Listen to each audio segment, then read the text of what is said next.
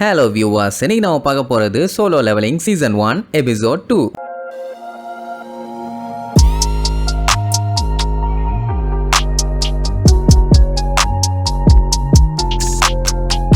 Open பண்ணா போன பாட்டுல நிறைய சம்பாதிக்கணும், நிறைய ஸ்டோன்ஸ் எடுத்துட்டு போகணும்னு தேவையில்லாம ஒரு இடத்துக்குள்ள வந்து ஸ்டாச்சு கிட்ட போய் மாட்டி சிக்கி சின்ன பின்னமானாங்கல்ல. எல்லாருமே இப்ப பயந்து போயிருக்காங்க. கண்ணை மூடி திறக்கிறதுக்குள்ள இப்படி ஒரு சம்பவம் ஆயிருச்சு. இப்ப எப்படியாச்சும் இவங்க இந்த இடத்த விட்டு தப்பிச்சே ஆகணும். ஆனா அந்த டோரு கம்ப்ளீட்டா லாக் ஆயிருக்குது. சோ என்ன பண்றது ஏது பண்றதுன்னு எல்லாரும் மாத்தி மாத்தி பீதியில புலம்பி தள்ளிட்டு இருக்காங்க. அப்போ கேப்டன் சாங் பதட்டத்துல யாரையுமே அசைய வேண்டாம்னு சொல்லுவாரு. ஏன்னா இவங்க மூவ் பண்றாங்கன்னு தெரிஞ்சாலே போதும் அந்த சிலை மறுபடியும் இப்படி ஒரு அட்டாக்க லான்ச் பண்ணும். அப்புறம் சங்கு கன்ஃபார்ம். ஜூஹி பாத்தீங்கன்னா செம்ம பீதியில இருக்கா. நம்மால எவ்வளவோ கூப்பிட்டு பாப்பான், படுத்து கடந்து அழுதுகிட்டே இருப்பான். உடனே கேப்டன் நம்ம சாங்க கூட்டு பாராட்டி தள்ளுவாரு. ஏன்னா அவன் மட்டும் கரெக்டான டைம்ல இதை நோட் பண்ணி சொல்லலைன்னா டெஃபினட்டா இங்க இருக்க எல்லாருமே செத்துருப்பாங்க. அதுக்காக பாராட்டி தள்ளிட்டு இருப்பாரு. அப்புறம் தான் ஒன்னு நோட் பண்ணுவாங்க, கேப்டனோட கையே போச்சு. ஆனா அவரு அதை பத்தி எல்லாம் கொஞ்சம் கூட கவலையே படல. ஏன்னா இதை விட மோசமாலாம் அவர் எக்கச்சக்க வேர்த்த பார்த்திருக்காரு. அதனாலதான் மனுஷன் கூலா இருக்காரு. அப்புறம் கையில ரத்த வராம இருக்க கட்டு போட்டு விடுவான்னு வைங்க. அப்பதான் ஜூஹியை பத்தி ஒரு மேட்டர் சொல்லுவாரு. என்னன்னா அவளால இந்த மாதிரி பிரஷர் எல்லாம் ஹேண்டில் பண்ண முடியாது. சடனா இப்படி ஏதாச்சும் ஆச்சுன்னா பயப்படத்தான் செய்வா. அதனால தான் அவ பி ரேங்க்லயே இருந்தாலும் அவளை ஈஸியான இந்த மாதிரி ரைடுக்கு அனுப்பி விடுவாங்க. ஆனா இதுவே இவ்வளவு மோசமா இருக்கும்னு அவ எதிர்பார்த்திருக்கவே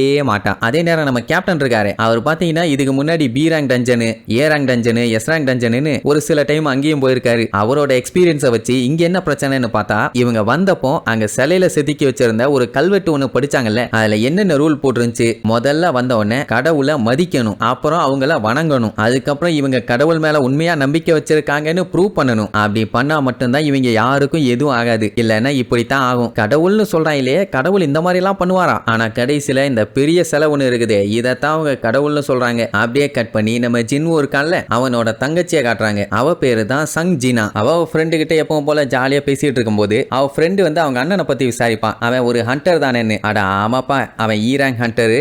என்ன போனான்னா 4 மான்ஸ்டரோட கையை உடச்சிட்டு வருவான்னு பார்த்தா அவன் கையை உடச்சிட்டு வருவான். போன டைம் கூட காலை உடச்சிட்டு வந்தான்னு அவனை பத்தி எவ்வளவு பெருமையா சொல்ல முடியுமோ அவ்வளவு பெருமையா சொல்லுவா. உடனே அவ அந்த ஜாப் என்கிட்ட இருந்தா நான் இன்னும் சூப்பரா பண்ணுவேன்பா. இறங்கி கேட்டுக்குள்ள போனாதானே தெரியும் சூப்பரா பண்றாளா இல்ல அவங்களுக்கு போய் சூப்பர் ஆகிறாளான்னு. அதே நேரம் இங்க இவங்களுக்கு நல்லா தெரிஞ்சு போச்சு இவங்களை விட ஆப்பனன்ட் வந்து பயங்கர ஸ்ட்ராங்னு. அதனால ஏதாச்சும் பிளான் பண்ணி எஸ்கேப் ஆகணும்னு சொல்லிட்டு இருக்கிறதுக்கு முன்னாடியே ஒரு அவசரம் கொடுக்க நான் விடுறதா இல்ல. இப்பதான் எனக்கு ஒரு மேஜர் கில்ட்ல நல்ல கான்ட்ராக்ட் கிடைச்சிருக்குது, நான் எப்படியாச்சும் இங்க இருந்து தப்பிச்சே தீர்வேன்னு அவன் என்ன பிளான் பண்ணுவான், வேகமா ஓடி எஸ்கேப் ஆயிடலாம் அப்படின்ட்டு அவன் பவரை நம்பி பிச்சுக்கிட்டு ஓடுவான். எவ்வளவோ சொல்லுவாங்க வேண்டாம் வேண்டான்னு. அவன் ஃபர்ஸ்ட் ஸ்டெப்பை எடுத்து வைக்கும் போதே அவன் கால் 2 மட்டும் தான் தனியா போய் விழுமே தவிர அவன் பாடியவே காணும், மொத்தமா எரிஞ்சு போச்சு அப்படின்னு அந்த சிலை நினைச்சுன்னா ஒரே டைம்ல இவங்க எல்லாத்தையுமே கொல்ல முடியும். ஆனா இப்ப அதுதான் இன்னொரு குழப்பம். அது நினைச்சிருந்தா இவங்க எல்லாத்தையும் ஈஸியா அப்பவே கொண்டிருக்கலாம். ஆனா ஏன் அப்படி பண்ணல அப்படின்ட்டு பயங்கரமா பைய யோசிக்கும் போதுதான் ஒரு விஷயத்தை கண்டுபிடிப்பான். அதாவது அந்த கல்வெட்டுல முதல் ரூல் என்ன பதிச்சிருப்பாங்க, இந்த மாதிரி கடவுளை வணங்கணும். சார் ரைட்னு பையன் அதுக்காக எந்திரிப்பானா, கேப்டன் வேண்டாம் வேண்டாம் பாரு, இல்ல நான் பாத்துக்கிறேன்னு சொல்லிட்டு அந்த சிலையை அப்படியே லுக் விடுவான். அதை அட்டாக் பண்றதுக்காக கண்ணுல இருந்து பவரை எடுக்கும். ஆனா டப்புன்னு அது முன்னாடி குனிஞ்ச உடனே அதை அட்டாக் பண்றதை ஸ்டாப் பண்ணிரும். அப்புறம் தான் பயலுக்கு மேட்ரே புரியுது, அதை வணங்கினாலே போதும் அதை அட்டாக் பண்ணாதுன்னு. இதை மத்தவங்க கிட்ட எல்லாம் சொன்னா எவனுமே நம்ப மாட்டான். ஆனா கேப்டன் சொன்னதுனால சரி ஓகேன்னு சொல்லிட்டு எல்லாம் தலை குனிவாங்க. யாருக்கும் நம்பிக்கை இல்ல, பின்ன இப்படி குனிஞ்சா மட்டும் அது விட்டுருமா என்ன. பட் அங்கதான் ஒரு ட்விஸ்ட், இவங்க எல்லாரும் தலை குனிஞ்ச உடனே அந்த சிலை பயங்கரமா இழுச்சுக்கிட்டு அட்டாக் பண்றதை ஸ்டாப் பண்ணிரும். பார்க்கவே படு பயங்கரமா இருக்குது. அதுக்கப்புறம் கேஷுவலா எந்திரிச்சு மூவ் பண்ணுவாங்க, அதை அட்டாக் பண்ணாது. அப்பாடா தப்புஸ்டோன்னு நினைச்சிட்டு இருக்கும் போது நம்ம பையலுக்கு ஏதோ ஒன்னு சரியில்லைன்னு தோணும். அப்படி யோசிச்சுட்டு இருக்கும் போதே அந்த சிலை திடீர்னு பாத்தீங்கன்னா எந்திரிச்சு இவங்களை நோக்கி நடந்து வர ஆரம்பிச்சிரும். அவ்வளவுதான் அள்ளு விட்டுரும். ஏன்னா அது உட்கார்ந்துகிட்டு இருக்கும் போதே அத்தா தட்டிக்கு இருந்துச்சு, எந்திரிச்சு வந்தா எவ்வளவு பெருசு இருக்கும். இப்ப அது வந்துகிட்டு இருக்குன்னா அடுத்த ரூலை கரெக்டா ஃபாலோ பண்ணணும், இல்லைன்னா டெஃபினட்டா எல்லாத்தையும் கொன்றும். ரெண்டாவது ரூல் வந்து கடவுளை நல்லா புகழ்ந்து பேசணும். உடனே ஒருத்தன் என்ன பண்ணுவான், நம்ம ட்ரை பண்ணுவோம்னு சொல்லி அந்த சிலைக்கு முன்னாடி போய் பயங்கரமா அதை புகழ்ந்து பேசுவான். நீங்க தான் எல்லாம், நீங்க நினைச்சீங்கன்னா நடக்காத காரியம் எதுவும் இல்ல, ஆஹா ஓஹோன்னு. அந்த சிலையுமே அவன் முன்னாடி வந்து நின்று அவனை பார்த்து அப்படியே சிரிக்கும். அவனும் கேப் விடாம புகழ்ந்துகிட்டே இருப்பான். உடனே காலை தூக்குமா, அவன் அதெல்லாம் கண்டுக்கிற மாதிரி இல்ல, நீங்க தான் அந்த உலகத்தையே காப்பாத்தணும் அப்படி இப்படின்னு விடாம புகழ்ந்துகிட்டே தான் இருப்பான். ஆனா கடைசியில ஒரே மிதி, அவ்வளவுதான் சட்னி ஆயிருவான். இப்ப உடனே இவங்க இந்த சிலையை ஏதாச்சும் பண்ணி கூல் டவுன் பண்ணியே ஆகணும். ஏன்னா இது அடுத்தடுத்த ஸ்டெப்புக்கு யார் யாரெல்லாம் வழியில இருக்காங்களோ எல்லாத்தையுமே மிதிச்சு நசுக்கி கொண்டுட்டு போயிட்டு இருக்குது. இப்ப என்னன்னா ஒரே மாதிரி ஓடிட்டு இருந்தாங்கன்னா ஒரே மிதியில எல்லாத்தையும் காலி பண்ணிரும். அதனால கேப்டன் எல்லாத்தையுமே பிரிஞ்சு ஓட சொல்லுவாரு. நம்ம பையன் பாத்தீங்கன்னா ஜூஹியை கூப்பிட்டுக்கிட்டு அங்கிருந்து ஓடிடுவான். அப்போ ஒருத்தன் பாத்தீங்கன்னா எனக்கு ஃபேமிலி இருக்குது, நான் எப்படியாச்சும் இங்க இருந்து தப்பிச்சே ஆகணுமா. அட மெண்டல் பையில முன்னாடி பார்த்துட்டு பின்னாடி கோட்டை ஊட்டியாடான்னு சொல்லிட்டு இருக்கும் போதே கத்திய வச்சு ஒரே போடு அவன் பாடியே அப்படியே ரெண்டா பிரிஞ்சிரும். இப்ப நம்ம பையலுக்கு என்ன புரியலன்னா செகண்ட் ரூலு அதை புகழணும், சரின்ட்டு அதை புகழ்ந்து பேசினவனை மிதிச்சே சட்னி ஆக்கிருச்சு. அப்ப இப்ப என்னதான் பண்றது, இது கடவுள் மாதிரியா பண்ணுது, பிசாசு மாதிரி பண்ணிட்டு இருக்குதுன்னு வண்டியா திட்டிட்டு ஓடுவான். ஜூஹி பாத்தீங்கன்னா இப்ப பீதியில இருக்கா, அவளை மட்டும் விட்டா போதும் அவளே போய் சிக்கி சின்னாபினமாயிருவா. அப்ப நம்ம சங்கு அப்படியே சுத்தி முத்தி செக் பண்ணி பார்ப்பான். ஆயுதங்களை வச்சு சில பல சிலைகள் இருக்குது, இன்ஸ்ட்ருமெண்ட் எல்லாம் வச்சு இன்னும் சில பல சிலைகள் இருக்குது. உடனே இன்ஸ்ட்ருமெண்ட் வச்சிருக்குது அந்த சிலைகள்கிட்ட போய் நிக்க சொல்லுவானா. சரின்ட்டு போய் நின்னா அந்த சிலைகள் பாத்தீங்கன்னா நின்ன உடனே மியூசிக் வாசிக்க ஆரம்பிச்சிருச்சுங்க. அப்படின்னா அதுங்க முன்னாடி போய் நின்னா போதும் தப்பிச்சிடலாம். சரின்ட்டு ஆளுக்கு ஒரு சிலையில நின்னுட்டு இருப்பாங்க. ட்ரம்ஸ் அடிக்கிற சிலைகிட்ட நம்ம சங்கும் ஜூஹியும் போய் நிப்பாங்க. ஒருத்தர் மட்டும் தான் போய் நிக்கணும் போல, அதனால அது ஒர்க் ஆகாது. சோ ஜூஹியை மட்டும் அங்க நிக்க சொல்லிட்டு பையன் அடுத்த சிலையை நோக்கி வேகமா ஓடுவான். இப்ப பாத்தீங்கன்னா அது மிதிச்சுக்கிட்டே வருது. பையன் அப்படிக்கா இப்படிக்கான்னு பல்ட்டி போட்டு ஜஸ்ட் மிஸ்ல எல்லாம் தப்பிச்சு கடைசியில இந்த ஆயுதம் வச்சிருக்குமே அந்த சிலைகிட்ட போய் விழுந்துருவான். அப்படி ஆயுதம் வச்சிருக்க சிலைகிட்ட எல்லாம் போனா அதுக்கு அட்டாக் பண்ணி கொன்றுங்க. டம்முன்னு அடிக்கும், அந்த இடமே புகை மண்டலம் ஆயிரும். ஐயோ கை காலுன்னு ஏதாச்சும் போயிருச்சான்னு பார்த்தா நல்ல வேலை அந்த மாதிரி எதுவும் ஆகல. ஹீரோ கண்டிப்பா சாக மாட்டான், பாடியில இருக்க பார்ட்ஸ் எதையும் உருவிட்டு விட்டுற கூடாதுல, அதான் சொன்னேன். அப்படியே நகர்ந்து நகர்ந்து அந்த சிலைகிட்ட போவான். ஆனா கடைசியில ஒரே மிதி அந்த இடமே ரத்தக்கரையா இருக்கும். கட் பண்ணா ஒரு வழியா அந்த சிலைகிட்ட போய் சேர்ந்துட்டான். இவன் எல்லாத்தையும் போட்டு மிதிச்சுக்கிட்டு இருந்துச்சே கடவுள்னு சொல்லி ஒண்ணு, அந்த சிலையும் அது எங்க இருந்து வந்துச்சோ அதே இடத்துல போய் உட்கார்ந்துச்சு. ஜூஹி வந்து என்னாச்சு ஏதாச்சுன்னு வந்து பாப்பா. பார்த்துட்டு அவளுக்குன்னா செம ஷாக்கு. என்னடான்னு பார்த்தா பயலுக்கு ஒத்த கால் இருக்குது, இன்னொரு கால் இல்ல, மிதிச்ச மிதியிலே பிச்சு கிச்சு. சரி அதான் ஜூஹி இருக்காளே, அவ அந்த பிஞ்ச காலை ஒன்னா சேர்த்தி வச்சு அப்படியே ஒட்டிட்டு இருப்பான், ஐ மீன் ஹீல் பண்ணிட்டு இருப்பான். அதுக்கப்புறம் அப்படியே அந்த இடத்த சுத்தி பார்ப்பாங்க. சம்பவம்னு சொல்லுவாங்களே அது தரமா நடந்திருக்குது. உடனே உள்ளுக்குள்ளேயே சண்டை ஸ்டார்ட் ஆகுது. என்னன்னா சில பேர் இந்த டஞ்சனுக்குள்ள போலான்னாங்க, ஒரு சில பேர் போக வேண்டாம்னாங்க. அதுல போக வேண்டாம்னு சொன்னவங்க தான் இப்ப சண்டை போடுறாங்க. இப்ப இந்த எல்லா தப்புக்குமே கேப்டன் சாங் நான் பொறுப்பேத்துக்கிறேன் பாரு. ஏன்னா ஒரு கேப்டனா அவரு தான் பொறுப்பா எல்லா முடிவும் எடுக்கணும். இந்த மாதிரி ஒரு ஆபத்து இருக்குன்னு தெரியாம உள்ள கூப்பிட்டு வந்தது என்னோட தப்பு தான் அப்படி இப்படின்னு ஃபீல் பண்ணுவாரு. ஆனா இன்னுமே இவங்களுக்கு பஞ்சாயத்து முடியலையே. மொத்தம் 3 ரூல், 2 ரூல்ல இருந்து தான் தப்பிச்சிருக்காங்க.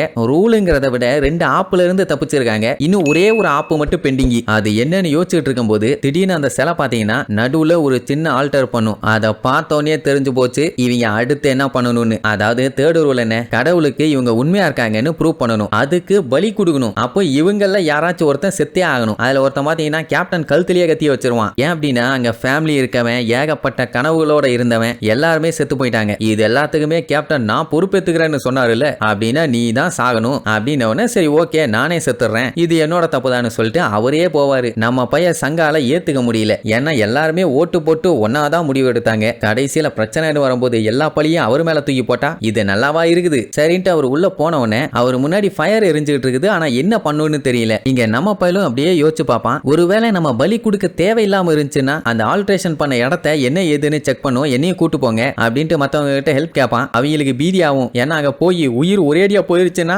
அப்படின்னு சொல்லிட்டு நேரா உள்ள போவாங்க. பாத்தீங்கன்னா ஃபர்ஸ்ட் அவர் உள்ள போனவன ஒரு நெருப்பு வந்திருக்கும், அப்புறம் இவங்க 3 பேரும் போனவன 3 நெருப்பு எரியும். அது ஏன் என்னன்னு இன்னுமே கண்டுபிடிக்க முடியல. இப்ப இது ஒரு பிரச்சனையா இன்னொரு பஞ்சாயத்தும் இருக்குது. இப்போ இவங்க இங்கே வெயிட் பண்ணாங்கன்னா இவங்களை காப்பாத்த யாராச்சும் வரணும், அப்படி வரலன்னா பிரச்சனை தான். ஏன்னா இவங்க வந்த கேட்டு பாத்தீங்கன்னா ஒரு வாரத்துக்கு தான் ஓப்பன்ல இருக்கும், அதுக்கப்புறம் அதை அங்க இருந்து மூவ் பண்ணிரும். இப்ப அந்த கேட்டு மட்டும் 7 நாள் கழிச்சு கம்ப்ளீட்டா பிரேக் ஆகி ஃபுல்லா ஓபன் ஆயிருச்சுன்னா அதை டஞ்சன் பிரேக்னு சொல்லுவாங்க. அப்படி ஆனாலே போதும் கேட்டுக்கு அந்த பக்கம் இருக்கிற பீஸ்டிங்க எல்லாமே நார்மல் உலகத்துக்கு பூந்துரும். இவங்க இந்த டஞ்சனுக்கு வந்ததே அந்த டஞ்சனோட பாஸை காலி பண்றதுக்காக மட்டும்தான். அதை பண்ணிட்டு நேரா வெளியில போய் அந்த கேட்டை மூடிடணும். மூடலைன்னா அந்த மாதிரி வெளியில வந்து பஞ்சாயத்து ஸ்டார்ட் ஆயிரும். அதுங்க வந்தா பரவாயில்ல, இந்த சிலை இருக்குதே இதுவும் வெளியில வந்துடும். அப்புறம் ஊருக்குள்ள வந்துட்டு ஏதாச்சும் ரூல்ஸை போட்டு எல்லாத்தையும் போட்டு கொன்னுட்டு இருந்துச்சுன்னு வைங்க, பெரிய பஞ்சாயத்து. சோ ஏதாச்சும் பண்ணணும்னு நம்ம ஹீரோ பயங்கரமா யோசிப்பான். அப்படியே கட் பண்ணி அவளோட சிஸ்டர் ஜினாவா காட்டுறாங்க. அவ பாத்தீங்கன்னா ஹாஸ்பிட்டல்ல இருக்க அவங்க அம்மாவை போய் மீட் பண்ணுவா. அவங்க பாத்தீங்கன்னா ட்ரீட்மெண்ட்ல அன்கான்சியஸா இருக்காங்க. பட் இருந்தாலுமே அவ மார்க் ரிசல்ட் எல்லாத்தையுமே அவங்க கிட்ட இன்ஃபார்ம் பண்ணிட்டு இருப்பான். அதே நேரம் இங்க இவங்க எல்லாம் உள்ளுக்குள்ள வந்ததுக்கு அப்புறம் தான் அந்த ஃப்ளேம் எரியுதுன்னு தெரிஞ்ச உடனே பேலன்ஸ் இருக்க 2 பேத்தையும் நம்ம பையன் உள்ள கூப்பிடுவான். அவங்க உள்ள வந்த உடனே இன்னும் 2 ரெட் ஃப்ளேம் எரிஞ்சு அதுக்கு பின்னாடி இருக்க சர்க்கிள் ஃபுல்லா ப்ளூ ஃப்ளேம் எரிய ஆரம்பிச்சிடும். ஐயோ என்ன நடக்க போதோன்னு பீதியில இருக்கும் போதே டோர் அழகா ஓபன் ஆயிரும். சரி ரைட்டு போலான்னு யோசிக்கும் போதும் பயமா தான் இருக்குது. மேபி இது ட்ராப்பா இருந்துச்சுன்னா சோ என்ன பண்ணலான்ட்டு மூளைய போட்டு கசக்கிட்டு இருக்கும் போது திடீர்னு பாத்தீங்கன்னா சுத்தி இருந்த சிலைகள்லாம் இவங்களை நோக்கி வர ஆரம்பிச்சிடும். ஐயோ இதுங்க ஏன் நம்மளை பார்த்து வருதுங்கன்னு பயந்து குனியும் போது இன்னும் வேகமா வருங்க. அப்பதான் ஹீரோ ஒரு விஷயத்த நோட் பண்ணுவான், அந்த சிலைய பாத்தீங்கன்னா அது மூவ் பண்ணாது, பார்க்கலன்னா மூவ் பண்ணி வந்து அட்டாக் பண்ணும். சரின்ட்டு அப்படியே குறுகுறுன்னு லுக்கூட்டுக்கிட்டே இருப்பாங்க. ஒருத்தி அந்த சிலைய பார்த்து ரொம்ப பயந்து போய் உடனே அங்க இருந்து குடு குடு குடுன்னு ஓட ஆரம்பிச்சிருவா. வேண்டாம் வேண்டாம்னு சொல்ல சொல்ல வேகமா ஓடவ கேட்டை தாண்டி ஓடிட்டா. ஆனாலும் எதுவும் ஆகல. என்ன அந்த ரெட் ஃபிளேம்ல ஒண்ணு மட்டும் அணைஞ்சு போயிருக்கும். இப்ப என்ன பண்ணுன்னு யாருக்கும் ஒண்ணும் புரியல. ஆனா நம்ம பையன் தெளிவா யோசிப்பான். என்னன்னா டைம் ஆக அந்த ப்ளூ ஃபிளேம் வந்து அணைஞ்சுகிட்டே வரும். ஆனா ரெட் ஃபிளேம் இந்த இடத்தை விட்டு யாராச்சும் வெளியில போனா மட்டும்தான் அணையும். அப்போ பையன் ஒவ்வொரு விஷயமா யோசிச்சு பார்ப்பான். முதல்ல அந்த கடவுளை வணங்கணும், அதுக்கப்புறம் அதை புகழணும், அதுக்கு அடுத்தது இவங்களோட பக்தியை ப்ரூவ் பண்ணணும். அப்படின்னா இது டெஃபினட்டா ட்ராப்பா தான் இருக்கும்னு அடிச்சு சொல்லுவான். ஏன்னா இந்த மாதிரி பயமுடுத்தி அவங்க ஓடிட்டாங்கன்னா அந்த கடவுள் மேல நம்பிக்கை இல்லைன்னு அர்த்தம். சோ அப்படி இருக்கும்போது தப்பிச்சு வந்தவங்களை கண்டிப்பா அது கொன்றும். அதனால வேற ஏதாச்சும் தான் பண்ணணும்னு யோசிச்சுட்டு இருக்கும் போதே நம்ம பையில புடிச்சிட்டு இருந்த அந்த ஒருத்தனும் அவனை தள்ளி விட்டுட்டு வேகமா அந்த கதவு வழியா ஓடிடுவான். அடுத்து ஒரு ஆள் போக ட்ரை பண்ணுவான். வேண்டாம் போகவே போகாதீங்க, அது எல்லாமே ட்ராப், நீங்க போனீங்கன்னா டெஃபினட்டா செத்துருவீங்க அப்படின்னு அவன் இன்னும் பீதியை கிளப்பி விட்டவனே எல்லாம் மூவ் பண்ணாம அங்கங்கே நின்றுவாங்க. இப்ப பைய கண்டுபிடிச்ச விஷயம் என்னன்னா இவங்க அந்த சிலையை பார்த்துக்கிட்டே இருக்கணும். அந்த ப்ளூ ஃபிளேம் டைமை வச்சு தானே கொஞ்சம் கொஞ்சமா அணைஞ்சுக்கிட்டே வருது. சோ அந்த டைம் முடிகிற வரைக்கும் இவங்க அந்த சிலையை பார்த்துக்கிட்டு பேசாம இங்கே தான் இருக்கணும். அப்படி நம்பிக்கை இல்லாம போனா பிரச்சனை நம்ம சொன்னோன்னே சரி பைய இது வரைக்கும் எல்லாம் கரெக்டா சொல்லியிருக்கான், இந்த டைமும் அப்படித்தான் இருக்கும்னு சொல்லி எல்லாம் கொஞ்சம் பொறுமையா வெயிட் பண்ணுவாங்க. அந்த கிம்ங்கிறவர் பார்த்துட்டு ஒருவேளை இங்கேயே நம்ம மாட்டிக்குவோமோன்னு ஒரு பீதி. இதுல வேற அவனைத்தான் இந்த குரூப்லயே வீக்கான ஆளுன்னு நினைச்சாரு. அவன் மட்டும் இல்லைன்னா இவ்வளவு தூரத்துக்கு வந்திருக்க மாட்டாங்களே. சோ நம்ம எப்படியாச்சும் இங்க இருந்து தப்பிக்கணும்னு சொல்லி மாத்தி மாத்தி சென்டிமெண்டா பேசிட்டு அந்த சிலையை பார்க்கறத மிஸ் பண்ணிடுவாங்க. அது அப்படியே கொஞ்சம் கொஞ்சமா இவங்களை நெருங்கி வரும். இப்ப என்னன்னா எல்லாத்தையும் இங்க இருந்து தப்பிக்கணும். அதனால கேப்டன் என்ன சொல்லுவாருன்னா ஒருத்தர் இந்த இடத்துல இருக்கிற வரைக்கும் டெஃபினட்டா டோர் மூடாது, ஓப்பன்ல தான் இருக்கும். அதனால நீங்க எல்லாரும் தப்பிச்சிருங்க, நான் வேணா இங்கே இருக்கேன், நான் நீ தியாகம் பண்ண தயார் அப்படிங்கிற மாதிரி சொல்லுவாரு. சரி ரைட்டுன்னு ஜூஹியை நம்ம ஹீரோவை காப்பாத்திட்டு போலான்ட்டு கிளம்புவா. ஆனா அவளால மூவ் பண்ண முடியல, அவன் கால் வேலை செய்யல. அவன் நம்ம சங்க ஹீல் பண்றதுல ஏகப்பட்ட பவரை யூஸ் பண்ணிட்டான். அதனால தான் அவளால மூவ் பண்ண முடியல. அவனுக்குமே இப்போ ஒருத்த கால் டேமேஜ். அதனால ஒருத்தர் மட்டும் தான் இங்க இருந்து தப்பிச்சு ஓடிடுவாரு. மிச்சம் 3 பேர் இங்க தான் இருக்காங்க. அதாவது கேப்டன், ஜூஹி, நம்ம ஹீரோ. சோ அவன் என்ன சொல்லுவான், நீங்க 2 பேரும் இங்க இருந்து தப்பிச்சு போயிருங்க, நான் இங்கே இருக்கிறேன் அப்படிங்கிற மாதிரி சொல்லிட்டு அவன் கண்டுபிடிச்சானே ஒரு ஸ்டோனு அதை ஜூஹி கிட்ட கொடுத்து இந்த டின்னர் செலவுக்கு வச்சுக்க, உன்னை நான் டின்னருக்கு கூப்பிட்டு போறேன்னு சொன்னேன், ஆனா என்னால முடியல, இன்கேஸ் தப்பிச்சு வந்தேன்னா அப்ப கூப்பிட்டு போறேன், இப்போதைக்கு இதை வச்சுக்கமா அப்படின்னு சொல்லிட்டு போக சொன்னா போமாட்டேன்பா. கேப்டன் பொட்டனிலே ஒரு போட்டு அவளை மயங்க வச்சு அதுக்கப்புறம் தூக்கிட்டு போவாரு. வேற வழி இல்லையே, இல்லைன்னா உட்காந்து மூக்க சிந்தி சிந்தி அழுதுகிட்டு இருப்பான். இப்ப நம்ம ஹீரோ மட்டும் தான் இங்க இருக்காப்ல. அப்படியே அந்த சிலையை பார்த்துக்கிட்டே வாச்சு இருந்திருக்கலாம், அதை விட்டு ஃபீல் பண்ணிட்டு இருப்பான். பேசாம ஏதாச்சும் இன்சூரன்ஸ் பேக்கேஜ் எடுத்திருந்தேன்னா இந்நேரத்துக்கு என் ஃபேமிலிக்கு காசு போயிருக்கும். ஆனா எதுவுமே இல்லையே. சரி ரைட்டு, நான் அந்த பக்கம் பார்ப்பான். கிம்மோட கத்தி இருக்கும். இது போதும், இதை வச்சே மெயின்டைன் பண்ணுவோன்னு கத்தி எடுத்து சண்டையை ரெடி அனுப்பான். ஐ மீன் உட்கார்ந்து இருப்பான். அதுங்க டம்மு டம்மு டம்மு டம்முன்னு அவனை அடிச்சு தெரிக்க விடுங்க. அப்பதான் அவன் அவனை பத்தி யோசிப்பான். ஒவ்வொரு டைமும் அவனை எல்லாருமே ரொம்பவும் வீக்கானவன் சொல்லி ரொம்பவும் மோசமா கிண்டல் பண்ணுவாங்க. ஆனா அதுக்குன்ட்டு அவன் அப்படியெல்லாம் இருக்க மாட்டான். ஏதாச்சும் முயற்சி பண்ணிக்கிட்டே தான் இருப்பான். இப்படி அவன் மனசுக்குள்ள தன்னம்பிக்கையா நிறைய விஷயத்த யோசிச்சுக்கிட்டே இருக்கும் போதே அது ஃபர்ஸ்ட் கையை வெட்டும், அப்புறம் காலை வெட்டும், அடுத்து கண்ணா பின்னான்னு வெட்டி சுத்தி நின்று நெஞ்சில ஒரே சொருகு. என்ன ஹீரோவை பொசுக்குன்னு போட்டுட்டாங்க. அப்போ கிம் சொன்னதெல்லாம் யோசிச்சு பார்ப்பான். என்னன்னா அவரோட ஃபேமிலியை பார்க்கணும்னு அவ்வளவு ஆர்வமா இருந்தாரு. அதே மாதிரி தானே நம்ம பையலுக்கும் அவங்க அம்மாவோட மெடிக்கல் செலவு பார்க்கணும், தங்கச்சிக்கு ஸ்கூல் ஃபீஸ் கட்டணும், எவ்வளவு வேலை இருக்குது, நானும் உயிரோட போகணும்னு அவன் கத்திட்டு இருக்கும் போது அவனை அலேக்கா ஸ்பியர்லயே குத்தி தூக்கி நடுவுல இருக்க அந்த ஸ்டேஜ்ல தூக்கி போட்டுரும். அந்த டைம் நான் சாகக்கூடாது, இன்னொரு வாய்ப்பு கிடைச்சா நல்லா இருக்கும்னு அவன் நினைச்சிட்டு இருப்பான். ஆனா அதுங்க விடாதுங்க, ஓங்கி அவனை ஒரே போடும்போது அது வெட்டுறதை காட்ட மாட்டாங்க. ஆனா அந்த ப்ளூ ஃபிளேம் இருக்குதுல்ல, அது அணைஞ்சு போயிடும். அப்ப அந்த டைம் நம்ம சங்கோட மைண்டுக்குள்ள ஒரு இன்டர்ஃபேஸ் மாதிரி வந்து நீங்க குவாலிஃபை ஆயிட்டீங்க,